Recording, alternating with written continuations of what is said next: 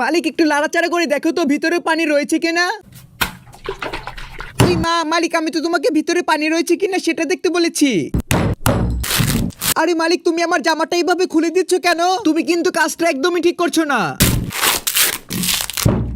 এ মালিক, এটা কেমন ব্যবহার বলো তো? এভাবে টুকাটুকি করলে তো আমার গার্লফ্রেন্ডে পানি বের হয়ে যাবে।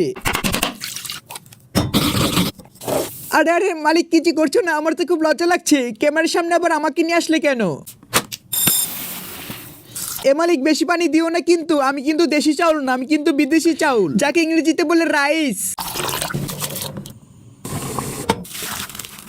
আচ্ছা বন্ধুরা, আমাকে তো মনে হয় সবাই চিনো, কিন্তু আমার নামটা কি বলো তো? আমি জানি সবাই বলতে পারবে না।